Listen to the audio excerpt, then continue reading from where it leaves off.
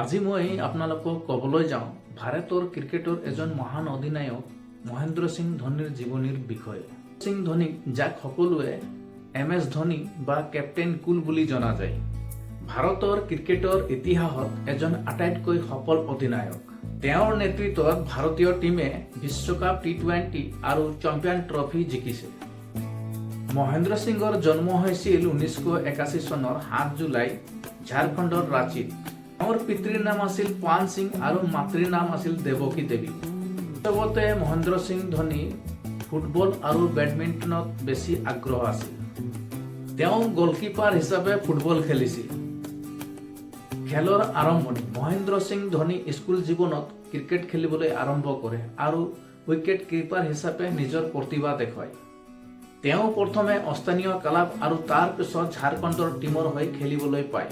ক্ৰিকেটত আগবঢ়াৰ আগতে মহেন্দ্ৰ সিং ধোনিয়ে ৰাঁচীৰ ৰেলৱে টিকেট কালেক্টৰ হিচাপে কাম কৰি আছিল।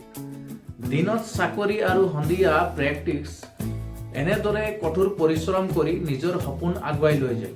2004 চনৰ মহেন্দ্ৰ সিং ধোনিয়ে ভাৰতীয় T20 টীমৰ অধিনায়ক হয় আৰু সেই বছৰে T20 বিশ্বকাপ জয় কৰে। 2011 চনত তেওঁৰে নেতৃত্বত ভাৰত 28 বছৰ পিছত এদিনীয়া বিশ্বকাপ জয় কৰে। 2013 চনত চেম্পিয়ন ট্ৰফিও জিকে। ধোনি এজন অসাধাৰণ উইকেট কিপাৰ আৰু ফিনিচাৰ হিচাপে পৰিচিত। শান্ত মনোভাৱ, তীক্ষ্ণ সিদ্ধান্ত আৰু শেষৰ অভাৰত মেচ জিকাব পৰা ক্ষমতা তেওঁৰ বিঘ্নত্ব। ধোনিৰ পত্নীৰ নাম সাক্ষী ধোনি আৰু তেওঁলোকৰ এজনী কন্যা জীৱা ধোনি। 15 আগষ্ট 2020 চনৰ মহেন্দ্ৰ সিং ধোনিয়ে আন্তৰ্জাতিক ক্ৰিকেটৰ পৰা অৱসৰ লয়। তথাপিও তেওঁ IPLত চেন্নাই ছুপাৰ কিংছ হৈ খেলি থাকে।